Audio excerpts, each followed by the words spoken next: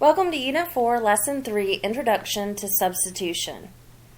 In the previous two lessons in Unit 4, 1 and Unit 4, Lesson 2, we have learned how to solve systems of equations graphically and written in standard form, convert them to y-intercept form, and still determine the number of solutions by comparing the slopes and y-intercepts of the two equations in the system. Today we're going to be learning how to use a method called substitution to solve systems of equations. So this is another way that you can use to find the type of lines and where they intersect. So let's fill in our notes with a little bit of definitions, starting with substitution. It is a way to solve a system of equations algebraically, without a graph. So this will be used whenever you're not given a graph and you're given equations that are in particular formats, and we can substitute one another to solve for the variables. A couple of things that we want to remember is that a solution is the point that satisfies both of the equations and creates a true statement. Fill in those blanks on your notes. On a graph, it is the point of intersection and consists of an x and y value. So remember, when we're talking about the solution to a system, we want to know where that point is, where the two equation lines graphed cross, where they intersect, what point that is. So we're looking for that ordered pair. We want to find that x value and that y value. Also, if we take that x and y value and substitute it into the equation, it will be true for both of them. It is the one and only solution that works for both. Let's take a look at this example. What can we conclude with the following? Well, if 1 plus 4 is equal to 5 and 2 plus 3 is equal to 5, what can we tell about the first parts of each of the equation? Well, since the first one equals 5 and the second one also equals 5, we then can tell that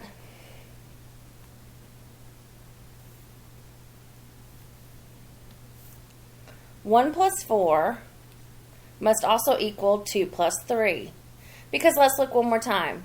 1 plus 4 equals 5, and 2 plus 3 also equals 5. So these two must be equal to one another. And we know that because 1 plus 4 does equal 5, and 2 plus 3 does equal 5. So yes, this statement is true.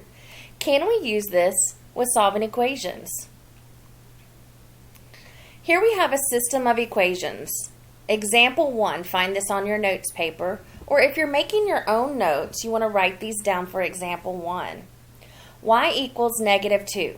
Let's think about what this line is going to look like on a graph. Well, first I noticed that there's only a y and there's no x in this equation. So that tells me it's not going to cross the x-axis. It's going to be a horizontal line, okay, a horizontal line that crosses the y-axis at negative 2, okay?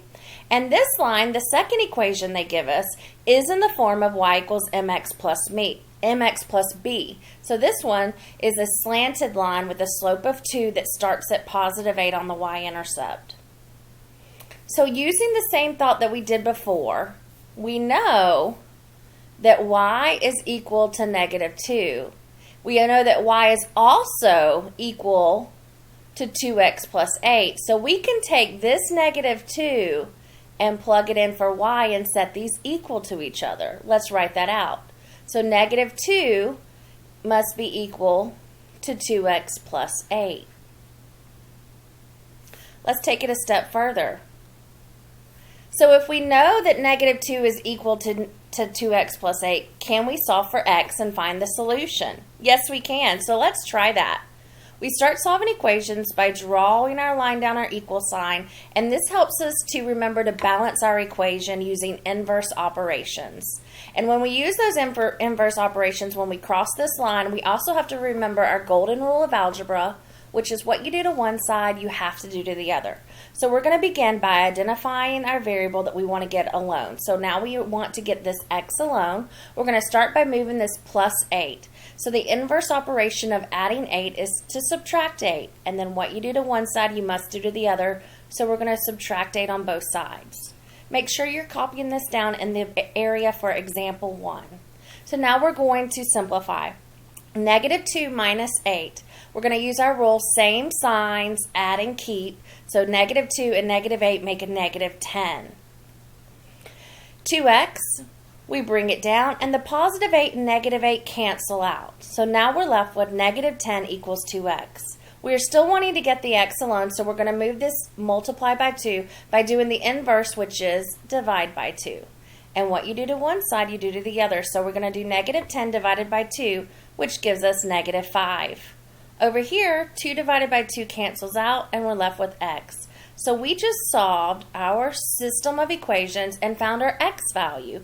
X is equal to negative 5.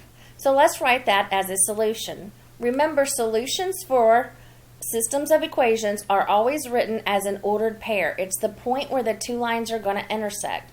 So now we know that that x value is negative 5. And if you remember when writing ordered pairs, the x value comes first and the y value comes second. So now we know negative 5, comma, and what was the y value? Well, here's our two equations that they gave us in the very beginning of this math problem. Okay, and they told us one of our equations was y equals negative 2. That was our horizontal line at y equals negative 2. So that's our y value because it's what y equals. So now we have our solution, and we know that this system of equations, these two equations, are going to intersect at negative 5, negative 2. Let's try some more.